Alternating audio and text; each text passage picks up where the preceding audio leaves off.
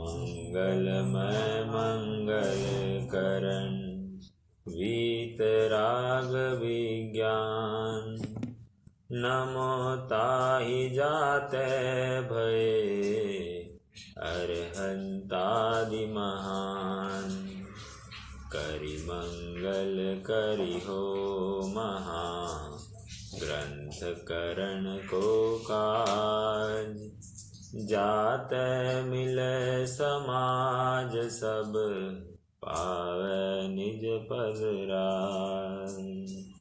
पावे निज पद राज।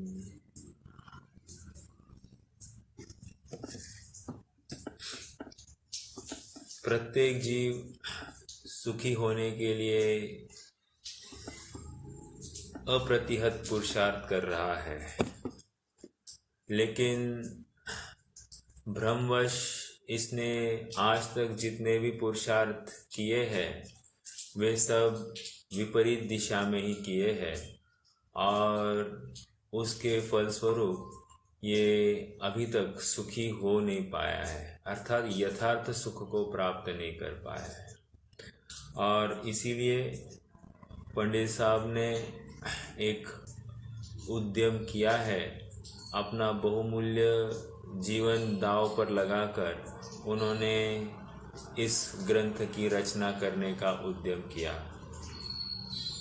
प्रकरण प्रथम अधिकार के समापन की तरफ है और अब पंडित साहब ने जो वक्ता का स्वरूप बताया, श्रोता का स्वरूप बताया, इससे एक बात हमें ज्ञात हो गई है कि जो अत्यंत रुचिवंत जीव होता है, जो जिनवानी से अत्यंत प्रीति करता है, अपनी माँ के बिना जो रह नहीं सकता है, ऐसा ही जीव जिन वचनों में कोई रमता है और ऐसा ही जीव अपनी माँ की सेवा करता है और वही आगे चलकर पंच परम पद को प्राप्त हो जाता है।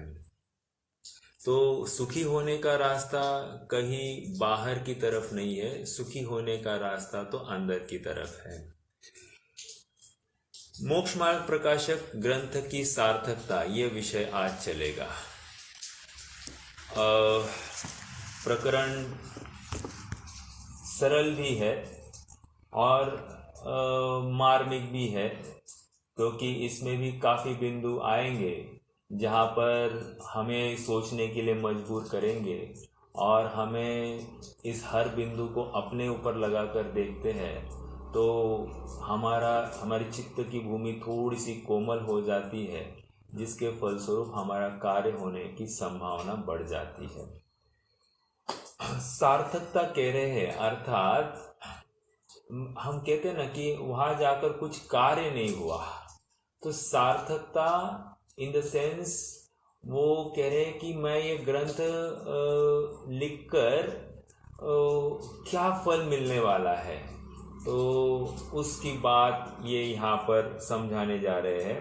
अर्थात ये नाम भी जो लिखा जा रहा है मोक्ष मार्ग प्रकाशक, इस नाम में भी कोई न कोई कारण होगा। जैसे हम बच्चों का नाम रखते हैं तो उन बच्चों के नाम में भी कोई न कोई एक मीनिंग होता है और वो मीनिंग हमको कहीं न कहीं अपने हृदय के बहुत समीप होता है, इसलिए हम वही नाम रखते हैं, या उसमें कोई न कोई बोध होता होगा इसलिए वो नाम रखा जाता है। वैसे ही यहाँ पर कह रहे हैं कि ये जो ग्रंथ लिखा जा रहा है, इस ग्रंथ का नाम क्या है और वो उसकी सार्थकपना बताने वाले हैं। तो यहाँ पर ग्रंथ का नाम तो मोक्ष मार्ग प्रकाशक है और उसकी सार्थकता बताएंगे। आगे बढ़ने से पहले मैं आपके सामने एक 3 स्लाइड्स खड़े कराऊंगा। आपको उनके बारे में थोड़ा सा एक विचार रखना है और विचार करने के बाद में उसका मर्म भी बताना है। पहली स्लाइड ऐसी है कि एक व्यक्ति है और व्यक्ति बगीचे में आराम कर रहा है, तो और एकदम आनंद में है। पहली स्लाइड है, ठीक है। आप यूँ कह सकते हैं ये राम के रमैया है। राम के रमैया मतलब अपने आत्म राम में रमन करने वाला जीव है, अर्थात एकदम निश्चिंत है, ये आकुलता से रहित है। बगीचे का अर्थ वैसे आपकी जानकारी के लिए बताऊं, बगीचा मतलब आराम, ऐसा भी होता है। और आत्मा, आत्मा का भी एक नाम आराम है, ठीक है। तो ऐसा ये एक पहली स्लाइड जिसमें वह जीव एकदम शांति से निश्चिंत बैठा है। दूसरी स्लाइड है। अब दूसरी स्लाइड में क्या है कि एक व्यक्ति बैठा तो है और बिल्कुल आग से घिरा है, आग से घिरा है, लेकिन कुछ कर नहीं रहा है, बस बैठा है। जैसे हमने इष्टोपदेश में देखा, परेशान इव निक्षते, मतलब दह्यमानस्य लोकवत परेशान इव नेक्षते, वो हिरण की भांति। हाँ, दह्यमान मृगाकीर्ण हम वनांतर तरुस्तवत। तो कह रहे हैं कि ऐसा जीव है जो बैठा हुआ है। ओके, ये दूसरी स्लाइड वाला जीव जो आग से तो ग्रसित हुआ है लेकिन कुछ कर नहीं रहा है। अब तीसरी स्लाइड है। तीसरी स्लाइड में यह व्यक्ति भी आग से घिरा है, यथा योग्य प्रयास भी कर रहा है बाहर निकलने का, निकल नहीं पा रहा है और चिल्ला रहा है बचाओ बचाओ बचाओ। वैसे मैं बताऊं कि दूसरी स्लाइड वाला, पहली स्लाइड वाला तो वेरी वेरी नेचुरली सम्यक दृष्टि ही है। दूसरी स्लाइड वाला मिथ्या दृष्टि है, और वो मिथ्या दृष्टि होते हुए भी जहां है वहां से हटने का उद्यम नहीं कर रहा है, उसी जगह पर रम गया है। ओके, तो ऐसा दूसरे स्लाइड वाला है। और तीसरे स्लाइड वाला जो है वो भी मिथ्या दृष्टि है, और ये सुख के लिए अत्यंत लालयित हुआ है और बिल्कुल इसको प्रयास कर रहा है, लेकिन इसको उपाय कुछ नहीं दिख रहा है। अब प्रश्न ये है, ये 3 स्लाइड्स जो हमने देखे, इन 3 स्लाइड्स में अगर हमें चयन करना है कि हम कौन सी स्लाइड वाले व्यक्ति की मदद करने जाएंगे, तो आपकी क्या राय है?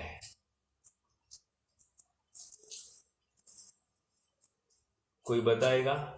3 स्लाइड में से कौन से स्लाइड वाले व्यक्ति की हम मदद करने जाएंगे? वैसे देखा जाए तो पहली स्लाइड में तो उसने आवाज ही नहीं दी है, दूसरी स्लाइड वाले ने भी आवाज ही नहीं दी है, लेकिन तीसरी स्लाइड वाले ने आवाज दी है। तो वेरी वेरी नेचुरल हम भी जिसने आवाज दी है उसको मदद करने जाएंगे, अर्थात तीसरी स्लाइड वाले को मदद करने जाएंगे। तो क्यों? क्योंकि वह जीव बाहर निकलना चाहता है, अर्थात सुखी होना चाहता है। जो सुखी है उसको जरूरत नहीं हमारी, और जो सुखी नहीं होना चाहता है उसको भी हमारी जरूरत नहीं है। लेकिन जो दुखी है और सुखी होना चाहता है उसको हमारी जरूरत निश्चित रूप से हो सकती है। कहने की बात यह है कि उपदेश उसी को दिया जाएगा जो सचमुच सुखी होना चाहता है, और वो उसके ही पल्ले पड़ेगा जो सुखी होना चाहता है।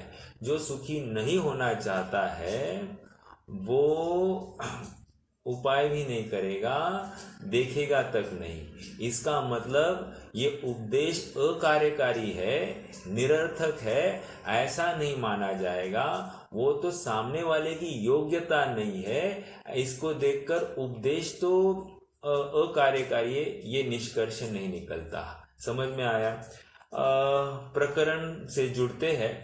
प्रकरण में यहाँ पर पंडित साहब पहले बताएंगे कि यह जीव इस घोर संसार अटवी में बहुत दुखी है और कर्म उदय से अत्यंत पीड़ित है, और ऐसे जीवों को केवल ज्ञानी रूपी सूर्य के उदय से उसको तत्वों की बात उनके माध्यम से मार्ग का प्रकाश होता है।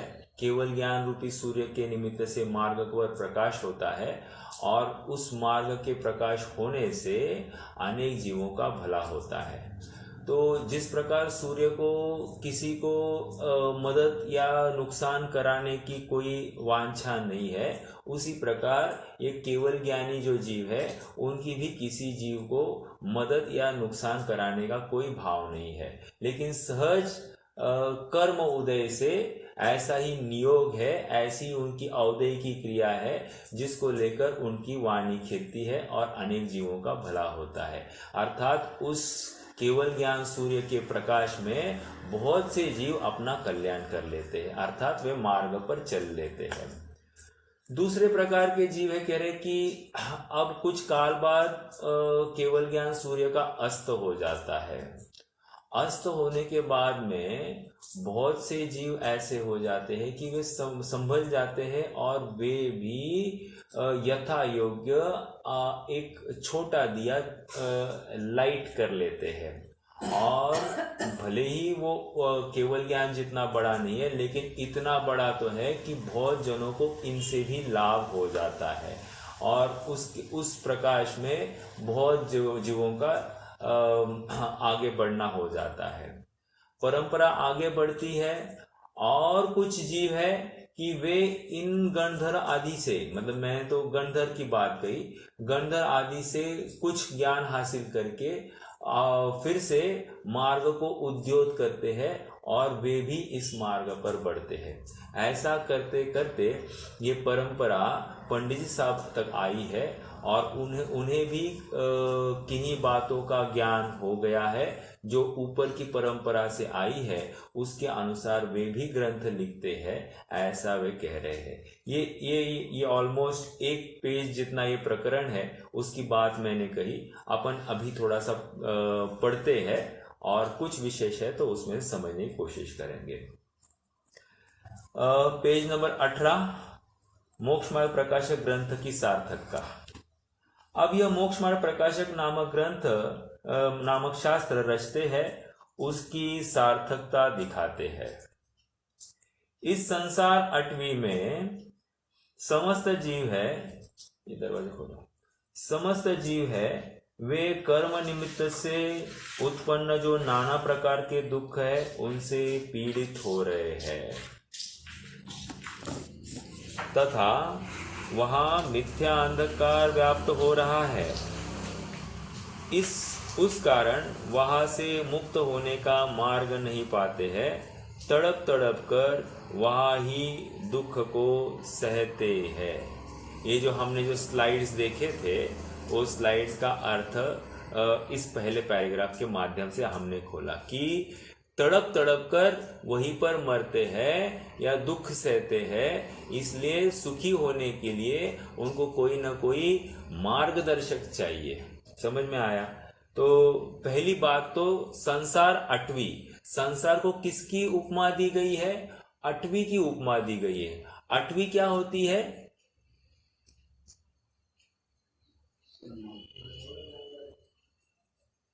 सीता जी को घोर अटवी में छोड़ा गया। क्या थी वो अटवी का नाम? मतलब खाई है या जंगल है?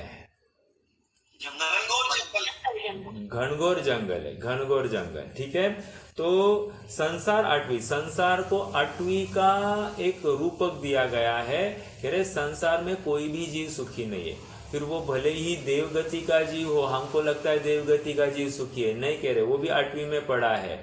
कोई कहे भोग भूमि का जीव सुखी है, अरे नहीं, वो भी अटवी में पड़ा है, अर्थात वो भी घनघोर जंगल ही है। ओके, तो संसार अटवी में समस्त जीव है वे कर्म निमित्त से उत्पन्न जो नाना प्रकार के दुख, कह रहे हैं ये सभी कर्म के उदय से दुखी। हमको क्या लगता है कि देवगति के जीव सुखी होंगे, लेकिन यहाँ पर कह रहे कि कर्म उदय से वे अपने दुख जाने, वे भी इच्छाओं से पीड़ित है और जहां जहां इच्छा है वहां वहां दुख है, जहां इच्छा नहीं है वहां दुख नहीं है। और चाह गठी, वो क्या कहते हैं, चाह घटी मनुआ बेपरवाह, क्या है एक छंद है, छंद कहता हूँ, एक दोहा है इसका, कबीर का।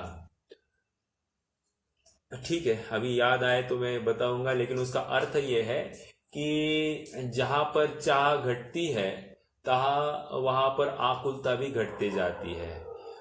ऐसा तो छंद है ही, जब आवे संतोष धन सब धन धूरी समान। वैसे देखा जाए तो धन एक्चुअली जिससे धन्यता को प्राप्त हो उसको धन कहते हैं, लेकिन और धन्यता अपने आत्म स्वरूप को प्राप्त करने से आती है।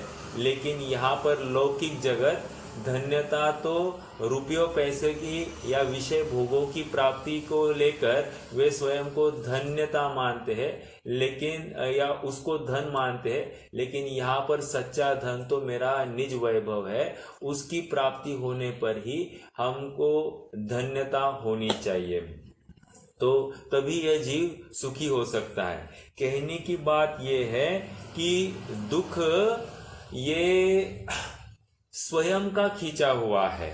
जैसे कहते हैं ना कि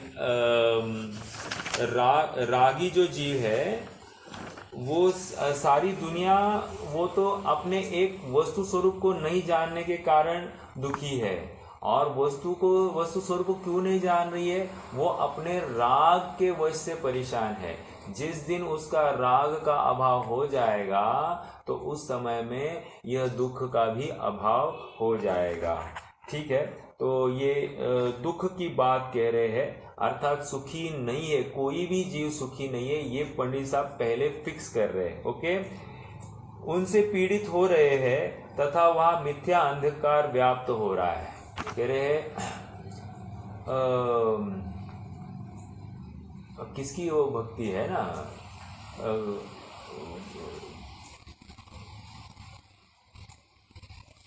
विकट वन में कर्म बैरी ज्ञान धन मेरो हर्यो।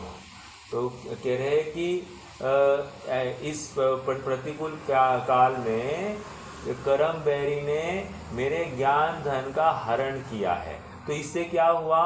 सब इष्ट भूल्यो भ्रष्ट होय अनिष्ट गति धर तो फिरो। तो कह रहे मैं भी इसको सुनकर, इस कर्म उदय को लेकर मेरे ज्ञान का हरण होने से मैं सब इष्ट का भूल गया। इष्ट भूल गया मतलब मेरा आत्म कल्याण कहाँ है इसका भी निर्णय करने में असमर्थ हुआ। विषयों में ही मैं रमा रहा और अनिष्ट गति में मैं भ्रमता रहा और इसको लेकर मैंने अनंत अनंत दुख भोगे। वैसी बात यहाँ पर कह रहे। और वो क्यों हुआ? मिथ्या अंधकार की वजह से। ज्ञान धन मेरा हरण हो जाता है तो मैं सोचने के लिए समर्थ नहीं होता हूँ और उसको लेकर मेरा मुझे सामने यथार्थ अयथार्थ कुछ भी समझ में नहीं आता है और यही मेरे दुख का कारण बन जाता है। उस कारण वहां से मुक्त होने का मार्ग नहीं पाते हैं, तड़प तड़प कर वहां ही दुख को सहते हैं। निश्चित रूप से विचारने की बात यह है कि ये जीव रोग हो गया, मान लो उसको रोग हो गया है, तो क्या वो रोग से दुखी है या रोग के काल में जो राग है उससे दुखी है? मान लीजिए हमको भूख लगी है और भोजन नहीं मिल रहा है, तो क्या जीव भूख से दुखी है या भूख के काल में जो भूख मिटाने का राग है उस राग से दुखी है? क्या हम विषय से दुखी है, विषय नहीं मिल रहे इसलिए दुखी है, या विषय मिले इस भावना से युक्त जो राग भाव उत्पन्न हुआ है उस राग भाव से दुखी है? सच्ची बात तो यह है कि हम अपने राग भाव से दुखी है और इसी को समझाने के लिए यहाँ पर अब समाधान कर रहे हैं। ऐसे जीवों का भला होने के कारणभूत तीर्थंकर केवली भगवान रूपी सूर्य का उदय हुआ। देखो, तीर्थंकर केवली है और सूर्य है। सूर्य का जब प्रकाश होता है तो क्या होता है, पूरा अंधकार का अभाव हो जाता है, हमको सभी मार्ग दिखाई देने लगते हैं, ठीक है, और लोगों का आवागमन अपने आप चालू हो जाता है। तो कह रहे हैं कि केवली भगवान रूपी सूर्य का उदय हुआ। हमारे अगर इस काल का विचार करें तो आदिनाथ भगवान को केवल ज्ञान हो गया, तो उस समय से क्या हुआ, 18 कोड़ा कोड़ी सागर तक जो मोक्ष का द्वार बंद हो गया था वो द्वार खुल गया। अब देखिए, थोड़ा सा विचार करना, भगवान को केवल ज्ञान हो गया तो उस समय में मात्र मोक्ष का द्वार खुला नहीं है, उस समय में पांचों गति के द्वार खुल गए हैं। कैसे? जैसे अब यहां से तिर्यंज भी होने वाले हैं, अब यहां से नरक भी जाने वाले हैं, अब यहाँ फिर से कोई मनुष्य भी बन सकता है, यहाँ से कोई स्वर्ग भी जा सकता है, और यहाँ से कोई मुक्ति को भी प्राप्त हो सकता है। लेकिन हम हमेशा आरोप क्या करते हैं, आरोप मतलब हमारा स्टेटमेंट क्या होता है कि भगवान को केवल ज्ञान होते ही मोक्ष का द्वार खुल गया। लेकिन ऐसा भी हुआ है ना, भगवान को केवल ज्ञान होने से नरक का द्वार भी खुल गया है, भगवान को केवल ज्ञान होने से एक तिर्यंच गति का द्वार भी खुल गया, भगवान को केवल ज्ञान होने से अब यहाँ से इमीडिएटली मनुष्य गति का भी द्वार खुल गया है।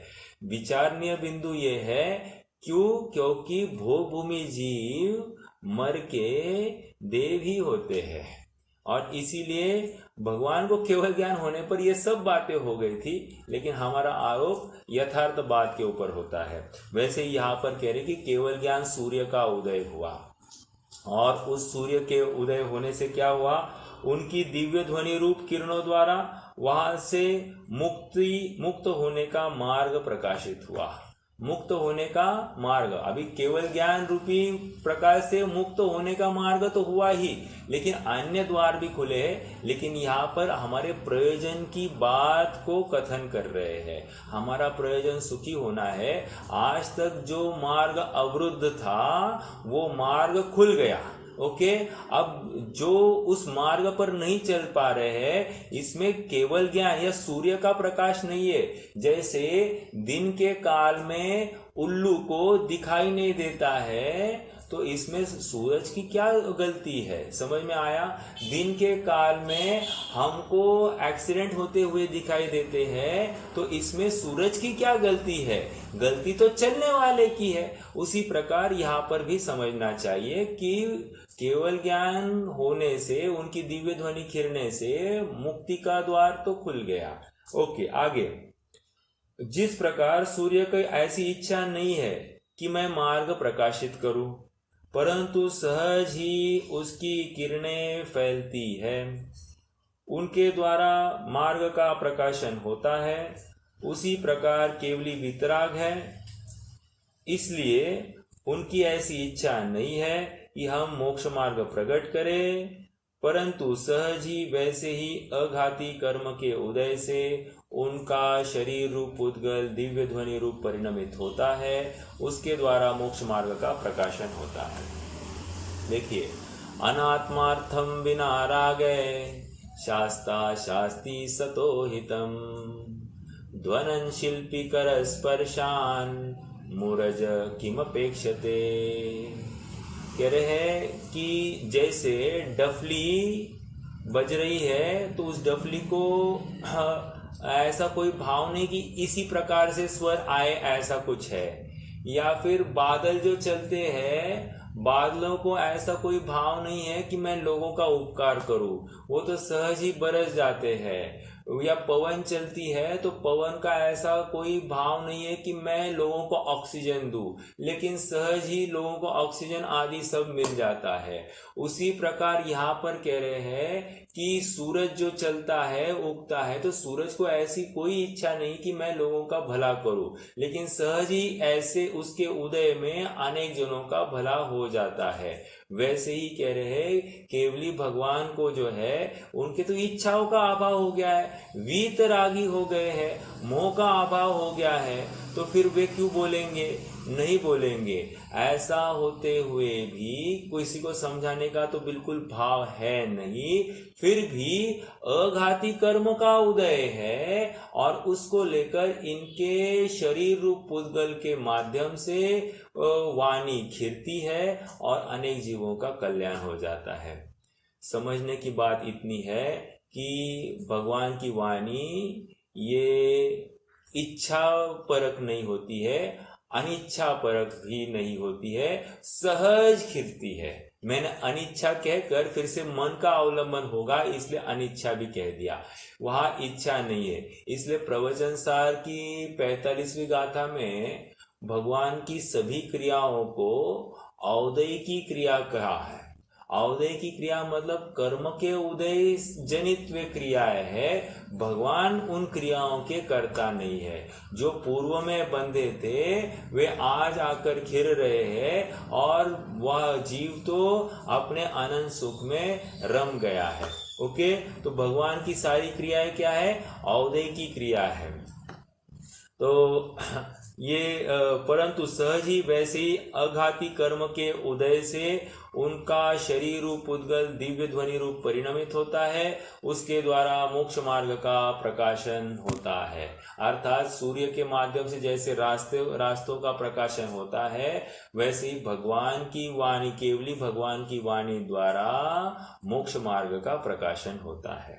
ओके, पुनश्च ये क्या है? सूर्य है। सूर्य मतलब बहुत बड़ा दिया है और उस दिया को इतनी ताकत है कि बहुत बड़े एरिया को कवर कर लेता है। ओके, क्योंकि जितना बड़ा दिया होता है या जितना बड़ी ज्वाला होगी उतने बड़े एरिया को कवर करती है।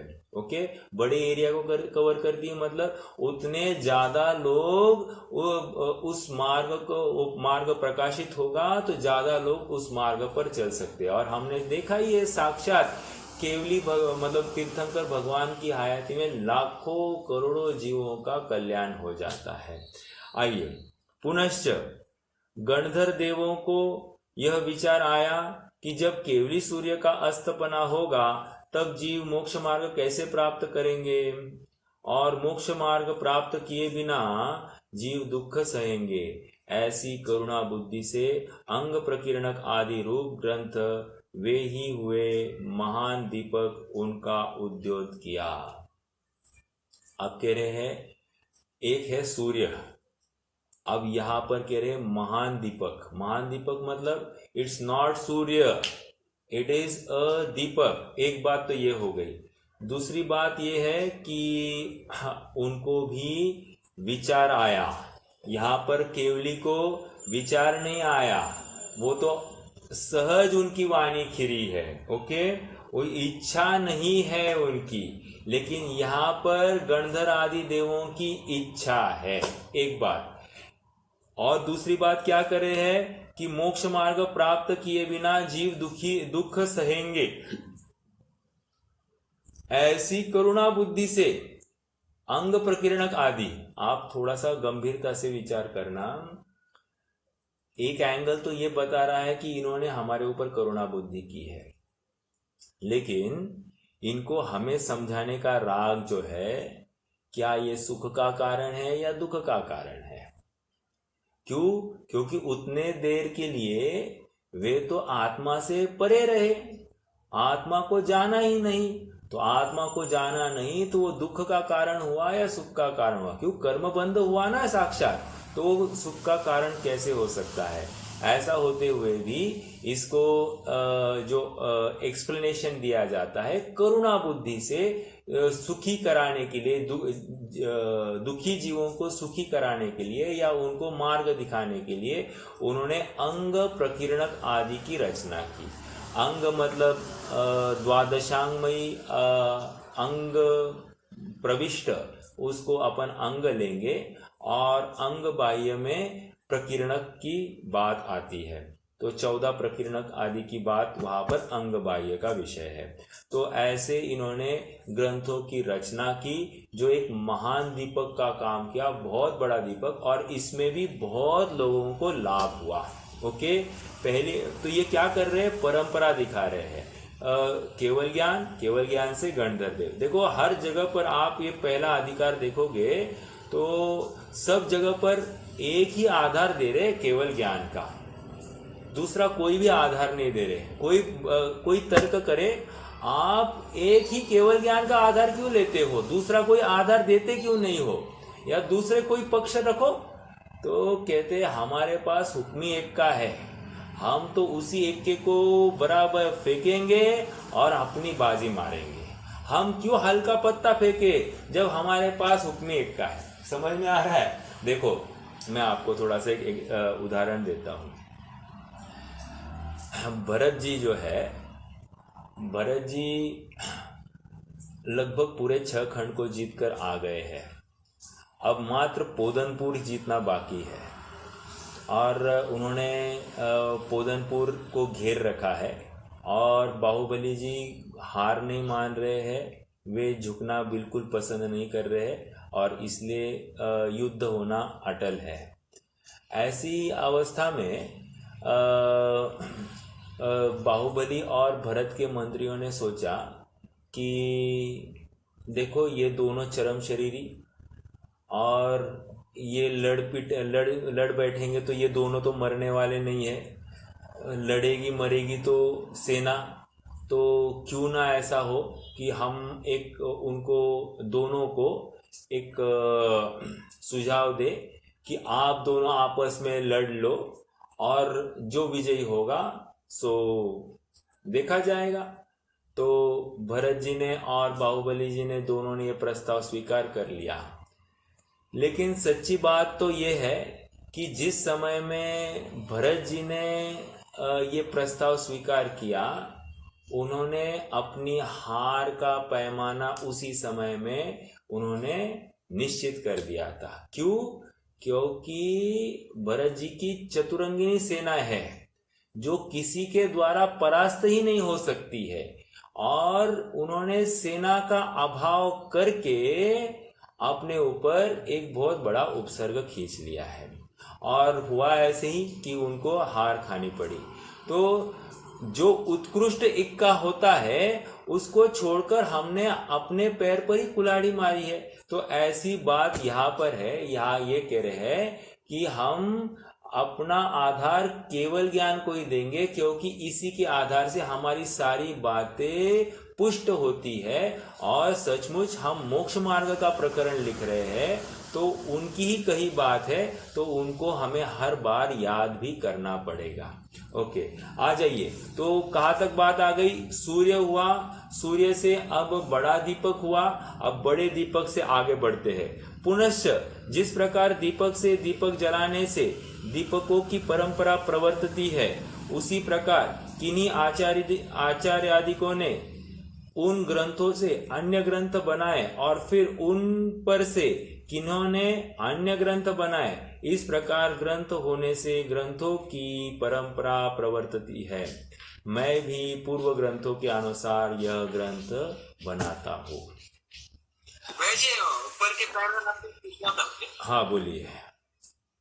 वहाँ पे लिखा है गंधर्व देव को यह विचार आया। तो जैसे माहिर भगवान के संशरण में गंधर्व देव नहीं थे तब तक वाणी नहीं खिरी थी। बराबर।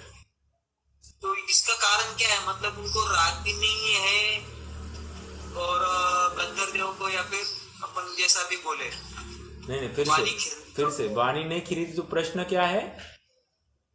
तो वो गंधर्व देव जब तक नहीं थे तब तक वाणी क्यों नहीं खिरी, ये मुझे पूछना है एक्चुअली। अच्छा, क्योंकि उनको भी राग नहीं है, मतलब ऐसा बोला था ना अभी। बराबर। देखिए, वो तो वाणी खिरने की योग्यता है और ऐसा होता है कि भगवान की वाणी जो खिरती है वो उनके अधीनस्थ दीक्षित कोई मुनि के माध्यम से ही खिरती है। उनके समय में पार्श्वनाथ भगवान के काल के या उनसे दीक्षित भी मुनिराज थे उस संवत्सरण में, लेकिन वाणी खिरी नहीं है। और ये गणधर गौतम इंद्रभूति गौतम आदि आ गए, वे इनसे दीक्षित हुए, तब इनकी वाणी खिरी। तो नियम है कुछ, और नियम ऐसा है कि ये उनसे दीक्षित होने वाले शिष्य के माध्यम से ही वाणी खिलती है। और दूसरी बात, इनकी वाणी झेलने वाला पात्र जीव होना चाहिए। तो तब तक कोई पात्र जीव नहीं था तो वाणी भी खिली नहीं। ये सरल सरल ऐसे कुछ अपन तर्क दे सकते कि वहाँ पर पात्रता भी जरूरी है।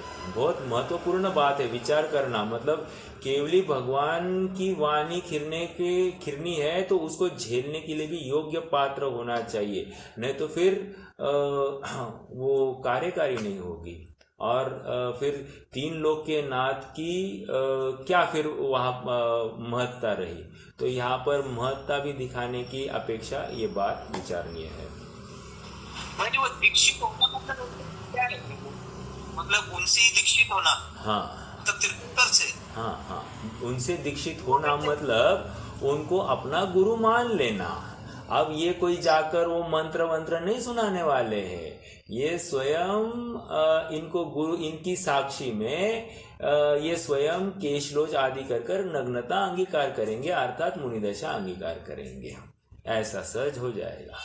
ठीक है, अच्छा, ओके।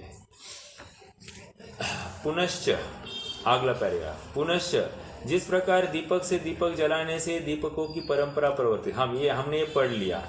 उसी प्रकार किन्हीं आचार्यदिकों ने उन ग्रंथों को अन्य ग्रंथ बनाए, और फिर उन पर से किन्होंने अन्य ग्रंथ बनाए। इस प्रकार ग्रंथ होने से ग्रंथों की परंपरा प्रवर्तित है। मैं भी पूर्व ग्रंथों से यह ग्रंथ बनाता हूँ।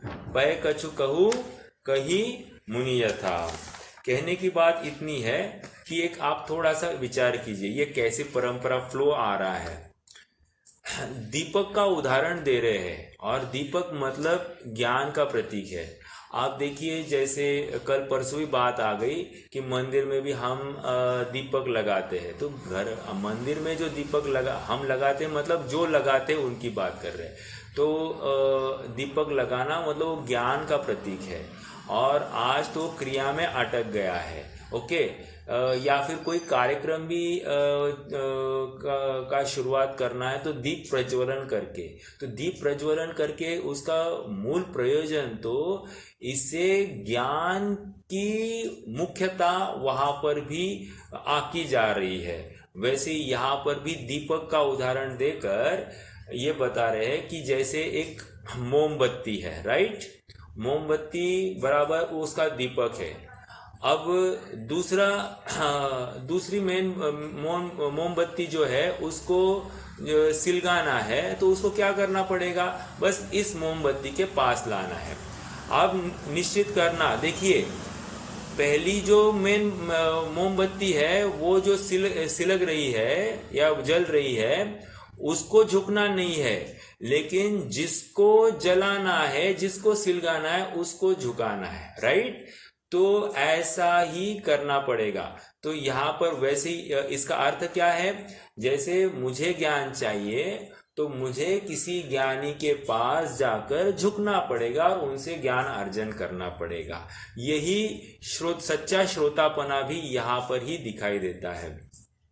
तो परंपरा चलेगी, तो एक से दूसरी सिलगी। अभी इस मोमबत्ती से हजारों लाखों जीव, हजारों लाखों मोमबत्तियां भी सिलक सकती है। ओके, ये सिलक गई।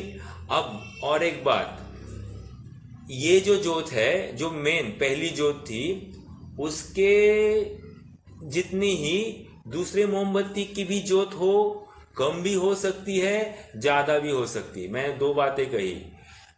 जो दूसरी प्रज्वलित हुई है मोमबत्ती, उसकी जोत कितनी होगी, उसकी कम भी हो सकती है, ज्यादा भी हो सकती है। कम जोत है मतलब क्या, कम जोत है मतलब उसकी वादी छोटी होगी, और ज्यादा जोत है मतलब क्या, उसकी वादी बड़ी होगी। समझ में आ रहा है? या उसमें ईंधन ज्यादा होगा, इसमें ईंधन कम होगा, लेकिन प्रज्वलित तो हो जाती है। ओके, तो ये एक बात हो गई। आगे की और बात क्या है, पहले वाले के जोत जलने में हमको सामने जो वस्तु दिख रही है और दूसरे ने जो जोत जलाई है उसके प्रकाश में भी जो सामने वस्तु दिखेगी, दोनों को अलग अलग वस्तु नहीं दिखाई देगी, दोनों को एक ही वस्तु दिखाई देगी। जैसे पहले मोमबत्ती वाले को के प्रकाश में यदि सामने देवदत्त ही दिखाई दे रहा है तो दूसरे के प्रकाश में भी देवदत्त ही दिखाई देगा, देवदत्ता नहीं दिखाई देगी। समझ में आ रहा है? देवदत्त ही दिखाई देता है। तो ये मतलब दोनों की जाति भी एक होती है और दोनों को दिखाई भी एक ही देता है। देखो मैं ये उदाहरण देकर बहुत सी बातें अब इसमें अपन खोलने वाले हैं। और क्या है? सबके उजाले एक जाति के ही होते हैं। तो मैंने 4-5 पॉइंट्स बोले मेन मोमबत्ती के। पहले तो एक दीपक कितने ही अनसिलगे दीपकों को प्रज्वलित कर सकता है। एक, झुकना दूसरे दीपकों को है, जिसको सिलगना है उसको झुकना पड़ेगा। तीसरा, कितने ही प्रज्वलित दीपक होने से पहले दीपक की ज्योत कम नहीं होगी, ये पॉइंट नहीं कहा था। मतलब मान लो मैंने ज्ञान दान किया, मैंने किसी को समझाया, इसको ऐसा समझाने से मेरे ज्ञान में कुछ कमी नहीं आएगी, मेरा ज्ञान तो बना रहेगा और सामने वाले का ज्ञान तो बढ़े घटे वो तो उसकी योग्यता के अधीन है, लेकिन मेरा कुछ नहीं घटेगा, ये कह रहे। तो ज्योत में कमी नहीं आती है। चौथा, सामने वाला उतना ही ले जाएगा जितनी उसकी वाती है। यदि वाती छोटी है तो कम ले जाएगा, यदि वाती ज्यादा है तो ज्यादा ले जाएगा। पांचवा, जैसा काम पहला करता है वैसा ही काम ये भी कर सकता है। मतलब इसको लेकर ये अनेक जनों को और समझा सकता है। जैसे एक मल्टी लेवल मार्केटिंग में क्या होता है, चेन बनाते हैं। मैं मेरे नीचे एक चेन बनाऊंगा, फिर मेरे नीचे के लोग उनके नीचे चेन बनाएंगे, तो ऐसी चेन वे भी बना सकते। जैसी चेन मैंने बनाई है वैसे मेरे निमित्त से जो मेरे मेंबर बने वे भी आगे चेन बना सकते। तो ऐसा यहाँ पर भी संभव है। और सबके उजाले एक जाति के होंगे। समझ में आया? अब देखिए यहाँ पर कह रहे हैं दीपक प्रज्वलित होना मतलब मेरे ज्ञान से सामने वाले को यथार्थ ज्ञान मिलना। एक, ओके। अब सामने वाले को ज्ञान मिला मतलब वो मेरे सामने आया, उसने विनय से मेरे सामने झुका और मुझसे ज्ञान ग्रहण किया। दूसरी बात, मुझे उसे देने से मेरा कुछ घटा नहीं है और वो उतना ही ले पाएगा जितनी उसकी सामर्थ्य, अर्थात जितना उसका ज्ञान का क्षयोक्षम है। अगर ज्ञान का क्षयोक्षम कम है तो कम ले पाएगा, यदि ज्ञान का क्षयोक्षम ज्यादा है तो वो ज्यादा भी ले जाएगा। अर्थात ऐसा भी हो सकता है कि वो मेरे से ज्यादा प्रभावना भी कर सके। क्यों? उसका क्षयोक्षम विशेष है तो वो ज्यादा प्रभावना भी कर सकता है। और ऐसा भी हो सकता है कि वो मेरे से पहले भी मुक्ति को भी प्राप्त हो जाए। क्यों? उसका क्षयोक्षम और उसका पुरुषार्थ मेरे से ज्यादा हो सकता है। ठीक है। और क्या कह रहे हैं कि जैसा काम पहला करता है वैसा ही काम वो भी कर सकता है, ये बात हो गई। और उसके उजाले में वही बात दिखेगी जो पहले के उजाले में दिखाई दे रही थी। तो ये कुछ बातें हैं, ये दीपक का उदाहरण देकर हमको समझ में आ रहा है कि परंपरा, ये इतना उदाहरण जो दिया है ये उदाहरण इसलिए दिया है कि ये परंपरा वैसी ही चली आई है, अन्य प्रकार से नहीं, कुछ अपनी मिलावट नहीं है। जैसा आ रहा है वैसे ही ये फ्लो चल रहा है, क्योंकि सबके प्रकाश में वही चीज झलक रही है जो पहले के प्रकाश में झलक रही है। अर्थात जो सूर्य के प्रकाश में झलक रही थी वही दीपक के प्रकाश में झलक रही है। फर्क कितना पड़ रहा है कि सूर्य का प्रकाश एकदम तेजस्वी है, वो बड़े दीपक का प्रकाश उससे थोड़ा कम है लेकिन वो भी है तेजस्वी, और छोटे दीपक का प्रकाश थोड़ा कम है लेकिन है तो तेजस्वी। देखो मेरे पास में एक मान लीजिए बुलेट है तो बुलेट आवाज भी बहुत करेगी, जोर से भी चली जाएगी, लेकिन वो ईंधन ज्यादा खाएगी। ओके, ईंधन ज्यादा खाएगी। और मान लीजिए मेरे पास कोई टीवीएस की वो लूना है और वो लूना है वो क्या करती है, वो भी मुझे ले जाने का ही काम करती है मार्ग पर, और वो ईंधन कम खाएगी और धीरे धीरे चलेगी, लेकिन वो भी मुझे मार्ग पर ले जाएगी। तो इसमें बहुत तर्क निकल रहे, तर्क ये निकल रहे हैं कि आगे कितना बढ़ा जाएगा, वो अपनी अपनी ताकत के अनुसार चला जाएगा। जिसमें ईंधन ज्यादा है वो ज्यादा आगे जाएगा, जिसमें ईंधन और क्षमता कम है, पुरुषार्थ कम है, वो धीरे धीरे जाएगा, लेकिन बढ़ेगा तो सही। तो ऐसे ही यहाँ पर भी कह रहे हैं कि इस मार्ग में पुरुषार्थ के अनुसार और क्षयक्षम के अनुसार आगे बढ़ा जाएगा। ओके, लेकिन काम तो मार्ग में आगे बढ़ने का ही होगा, और मार्ग तो दिखेगा ही दिखेगा, और उसी मार्ग पर सब चलेंगे, ये बात है। कोई विपरीत मार्ग नहीं होगा, वही मार्ग पर चला जाएगा। ओके, तो ये बात यहां से आ गई। दीपकों की परंपरा कहकर मैं भी उन्हीं पदों को उनके अनुसार ही शास्त्र की रचना करता हूं, ऐसा वे कह रहे हैं। ओके, पुनश्च जिस प्रकार सूर्य तथा, आइए पैराग्राफ मतलब लास्ट, अभी इसका लास्ट ये पैराग्राफ है। पुनश्च जिस प्रकार सूर्य तथा सर्व दीपक है वे मार्ग को एक रूप ही प्रकाशित करते हैं। ओके, अन्य प्रकार से नहीं, एक ही मार्ग दिखेगा, अलग अलग मार्ग नहीं दिखाई देंगे। उसी प्रकार दिव्य ध्वनि तथा सर्व ग्रंथ है वे मोक्ष मार्ग को एक रूप ही प्रकाशित करते हैं। सो यह भी ग्रंथ मोक्ष मार्ग को प्रकाशित करता है, तथा जिस प्रकार प्रकाशित करने पर भी जो नेत्र रहित अथवा नेत्र विकार सहित पुरुष है उनको मार्ग नहीं सूझता। अभी इस पॉइंट को ऊपर अपन थोड़ा सा चर्चा करेंगे, पहले पढ़ लेते हैं फिर से। तथा जिस प्रकार प्रकाशित करने पर भी जो नेत्र रहित है, अंधा, और नेत्र विकार सहित है, अर्थात आंखें तो है लेकिन विकार है, फूल आया होगा या कुछ हो गया होगा, अभी अपन नहीं कह सकते, पुरुष है, उसको मार्ग नहीं सूझता। तो दीपक तो मोक्ष मार्ग पने का अभाव नहीं हुआ है, अर्थात दीपक मोक्ष मार्ग तो दिखाने से बंद नहीं हुआ है, सामने वाले को दिखाई नहीं दे रहा, तो मोक्ष इसमें दीपक की क्या गलती है, राइट। उसी प्रकार प्रकट करने पर भी जो मन ज्ञान रहित है और मिथ्यात्वादी विकार सहित है उन्हें मोक्ष मार्ग नहीं सूझता, तो ग्रंथ तो मोक्ष मार्ग पने का अभाव हुआ नहीं है।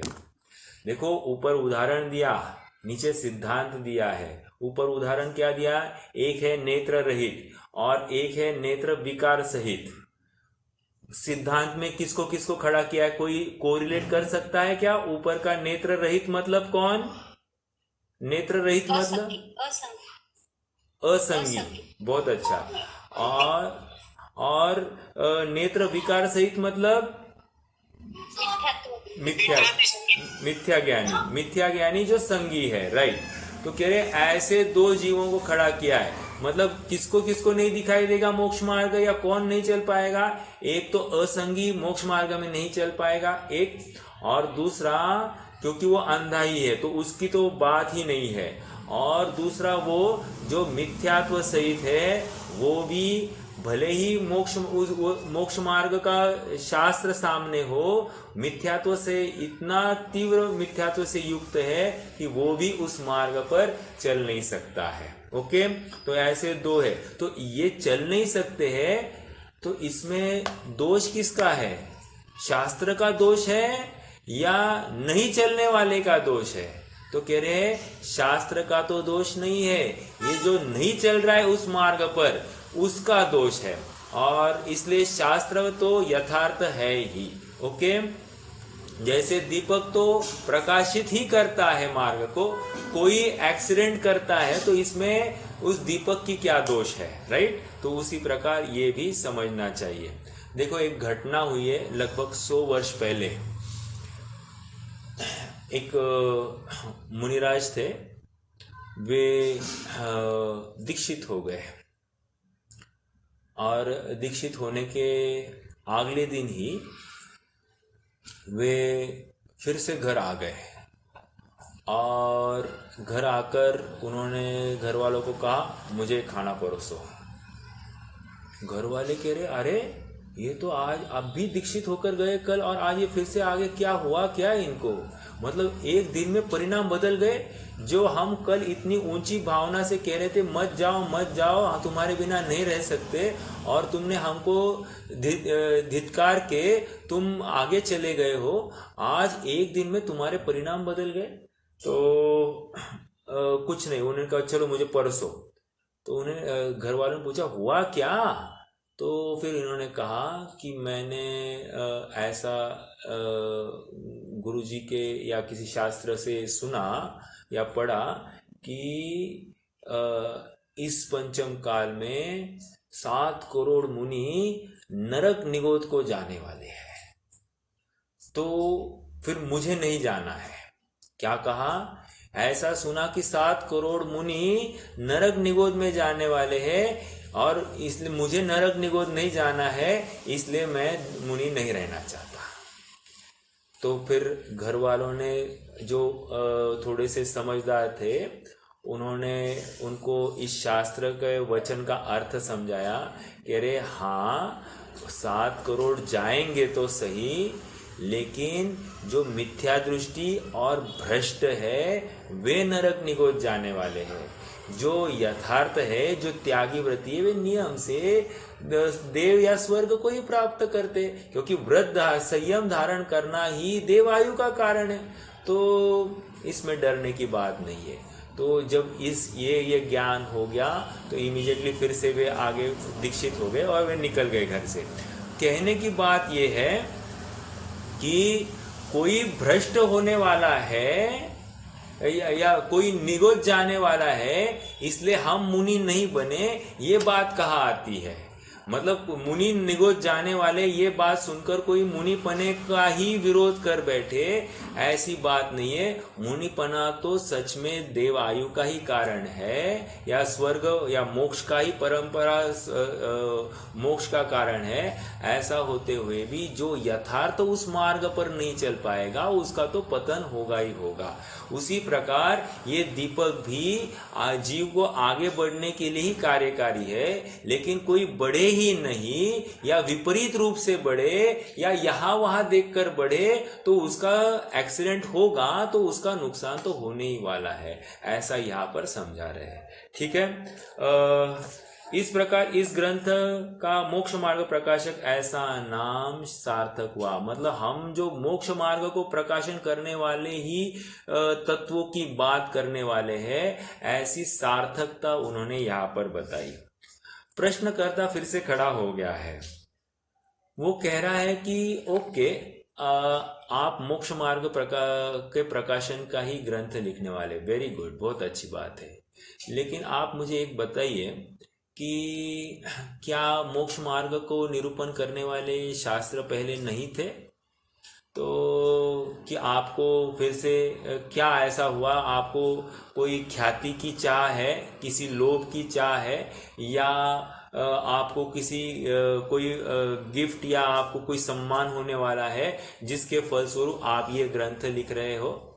क्योंकि बहुत बार ऐसे भी होता है कि बहुत जीवों को कहते हैं कि जीवन चला जाता है लेकिन शास्त्र टिका रहता है, और शास्त्र मतलब उसका वचन टिके रहते हैं और उसकी लेखनी के माध्यम से वो लेखक भी जिंदा रहता है। तो तुम क्या अमर बनने के लिए तुम ये लेखनी लिख रहे हो या ये मोक्ष मार्ग प्रकाशक ग्रंथ लिख रहे हो? तो ये प्रश्नकर्ता ने प्रश्न किया है। देखिए पढ़ते हैं, मोक्ष मार्ग के प्रकाशक ग्रंथ पहले तो थे ही, तुम नवीन ग्रंथ किस लिए बनाते हो? ओके, तो यहाँ पर वेरी वेरी लॉजिकल प्रश्न है कि मान लो आज बाजार में बहुत सारे 2 व्हीलर की गाड़ियां हैं, तो आज मुझे कोई 2 व्हीलर की फैक्ट्री चालू करनी है तो मुझे विचार करना पड़ेगा ना, ऑलरेडी इतनी है, अब मैं नवीन फैक्ट्री चालू कर मेरा कहाँ चलेगा और कितना चलेगा? मेरे बात में ऐसी क्या नवीनता है कि लोग मेरा माल लेंगे? तो कह रहे अभी आप समझ में मेरा पॉइंट बताया, मेरे माल में कुछ नवीनता होनी चाहिए, तब जाकर मैं नवीन ग्रंथ लिखते हुए भी मुझे लोग पढ़ेंगे, सुनेंगे, समझेंगे, उनका कुछ लाभ होगा मेरा माल लेकर, तो तभी तो जाकर वो लेंगे। अब उसकी बात वे यहाँ पर कह रहे हैं। समाधान पढ़ते हैं। जिस प्रकार बड़े दीपकों का तथा तो उद्योग बहुत तेलादिक के साधन से रहता है।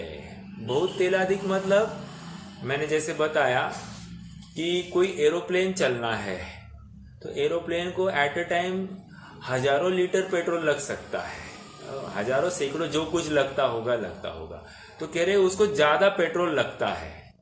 लेकिन कोई टू व्हीलर चल रही है तो उसको तो कम लगेगा ना, ये कह रहे हैं। जिस प्रकार बड़े दीपकों को तो उद्योग बहुत तेलादिक के साधन से रहता है, जिनके बहुत तेलादिक की शक्ति न हो उनके छोटा दीपक जला दे तो वे भी उसका साधन रखकर उसके उद्योग से अपना कार्य करे। जैसे हमको मार्ग पर चलना है, एक तो क्या ऑप्शन है कि स्ट्रीट लाइट्स रहे। ओके, स्ट्रीट लाइट में बहुत पावर है। अब स्ट्रीट लाइट नहीं है तो हम क्या कर सकते हैं, हम एक लालटेन लेकर चल सकते हैं। सब लालटेन बहुत पुराना हो गया तो कोई बात नहीं, हम टॉर्च लेकर चल सकते हैं। तो टॉर्च क्या है, हमारा जितना रास्ता हमको चलना है उतना ही छोटा छोटा रास्ता वो प्रकाशित करता रहेगा। तो बराबर हम जितना प्रकाश रास्ता खुल रहा है उतना उतना धीरे धीरे हम आगे चलेंगे। लेकिन चलेंगे तो सही। तो ये कह रहे हैं छोटा दीपक जला दे तो वो उसका साधन रखकर उसके उद्योग से अपना कार्य करे, मतलब वो भी धीरे धीरे आगे बढ़े। उसी प्रकार बड़े ग्रंथ का तो प्रकाश बहुत ज्ञानादिक के साधन से रहता है। जिनके बहुत से ज्ञानादिक की शक्ति नहीं है उनको छोटा ग्रंथ बना दे तो वे उसका साधन रखकर उसके प्रकाश से अपना कार्य करे, इसलिए यह छोटा सुगम ग्रंथ बनाते हैं। स्टार्टिंग में ही महाग्रंथकरण को काज, ऐसा वे कह रहे हैं। और अब यहाँ पर वे कह रहे हैं कि हम छोटा ग्रंथ कर रहे हैं।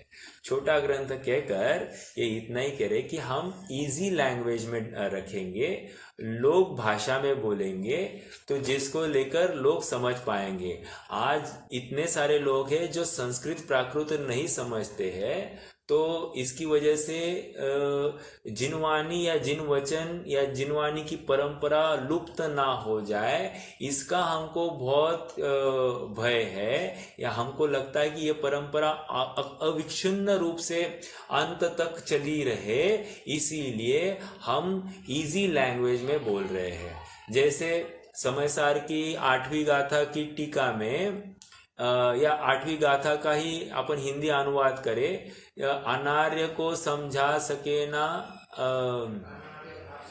अनार्य भाषा के बिना समझा सके ना अनार्य को, वैसे ही जो यथार्थ बात है वो व्यवहार के बिना समझाई जा नहीं सकती है। उसी प्रकार जो लौकिक जनों की जो भाषा है, उनकी भाषा में यदि हम उनको समझाएं तो उनको उसका विशेष लाभ हो सकता है। और वहां पर उन्होंने उस श्रोता का स्वरूप वहां पर भी बताया। कैसा था वो श्रोता, कहते हैं मेंढे की भांति आंखें करता हुआ वो श्रोता था। उसको लग रहा था कि ये स्वस्ति, ये शब्द कहकर ये कितनी बड़ी बात कर रहे हैं, तो स्वस्ति का अर्थ समझने के लिए वो कितना प्रेरित हो गया था, ऐसा वो श्रोता था। मेंढे की आंखों के भांति मतलब वो एक भी वचन को छोड़ने के लिए बिल्कुल इच्छुक नहीं था। हर वचन को मैं ग्रहण करूं, ऐसा रुचिवंत होकर वो उस जिन वचनों को सुन रहा था। वैसे ही यहाँ पर कह रहे हैं कि जो मैं सुगम भाषा में लिखूंगा तो लिखकर बहुत से जीव उस वचनों को समझ पाएंगे, और समझकर वे भी, भले ही उनकी शक्ति कम है, लेकिन धीरे धीरे वे भी उस मार्ग पर बने रहेंगे। अगर बने रहेंगे, आगे बढ़ेंगे नहीं तो भी वे एटलीस्ट उसको सुनकर यहाँ वहां तो नहीं भटकेंगे। इतना भी हुआ तो भी मेरे ग्रंथ की सार्थकता हो जाएगी। आइए पढ़ते हैं। इसलिए यह छोटा सुगम ग्रंथ बनाते हैं। पुनश्च यह जो मैं यह ग्रंथ बनाता हूँ सो कषायों से अपना मान बढ़ाने के लिए अथवा लोभ साधन के लिए अथवा यश प्राप्त करने के लिए अथवा अपनी पद्धति रखने के लिए नहीं बनाता हूँ। 3-4 बातें कर रहे हैं। क्या क्या है? पहले तो मान बढ़ाई के लिए कषायवश होकर मेरा जगत में नाम, मैं टोडरमल ने कितना बड़ा ग्रंथ लिखा, ऐसा मैं बिल्कुल नहीं चाहता हूँ। ठीक है। दूसरा क्या है? लोभ के लिए, मतलब महंतपना हो गया। दूसरा मेरा यश फैले या कि मैं कितना ज्ञानी हूं ऐसा यश फैले, तो ये भी एक वांछा है और वो लोभ है। तो लोभ साधन के लिए, या कोई धनार्जन करने का कोई भाव नहीं है, या फिर किसी को मेरे अधीन करने की बात नहीं है, अथवा यश प्राप्त करने के लिए अथवा अपनी पद्धति रखने के लिए। पद्धति मतलब परंपरा, मतलब हम टोडरमल जी के परंपरा वाले हैं, ऐसा मैं कुछ नहीं चाहता हूँ। समझ में आया? मतलब मेरे नाम से कुछ पंथ चले और मैं टोडरमल जी का अनुयायी हूँ, ऐसा मैं बिल्कुल नहीं चाहता हूँ। ठीक है। नहीं बनाता हूँ। जिनको व्याकरण, अभी इंपॉर्टेंट बात, जिनको व्याकरण, न्यायाधिक, नए प्रमाण आदि का तथा विशेष अर्थों का ज्ञान नहीं है, उनके इस कारण बड़े ग्रंथों का अभ्यास तो बन नहीं सकता, तथा किन्हीं छोटे ग्रंथों का अभ्यास बने तो भी यथार्थ अर्थ भाषित नहीं होता। इस प्रकार इस समय में मंद ज्ञानवान जीव बहुत दिखाई देते हैं। उनका भला होने के हेतु धर्म बुद्धि से यह भाषामय ग्रंथ बनाता हूँ।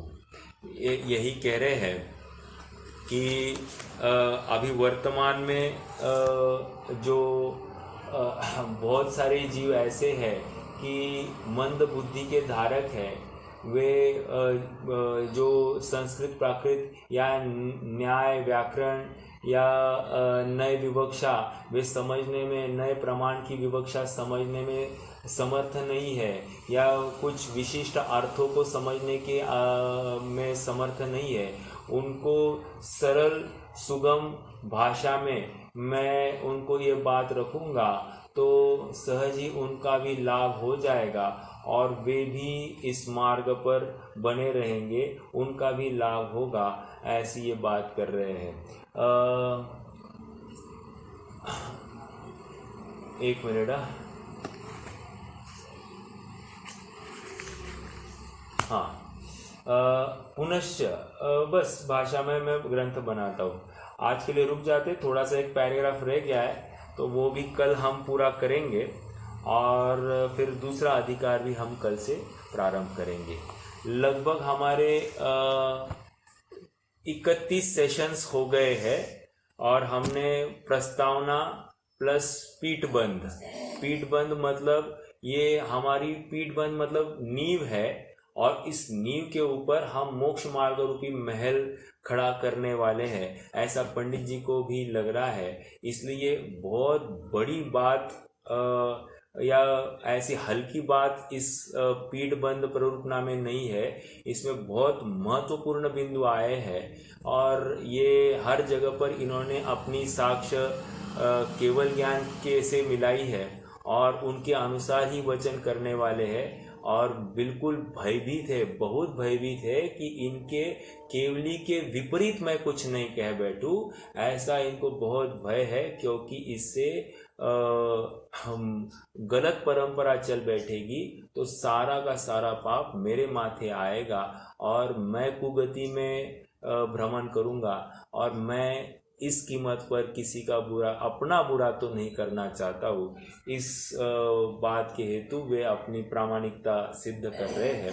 ये अब अंतिम कुछ महत्वपूर्ण अंश इस पहले अधिकार के है तो वो हम कल पढ़ेंगे।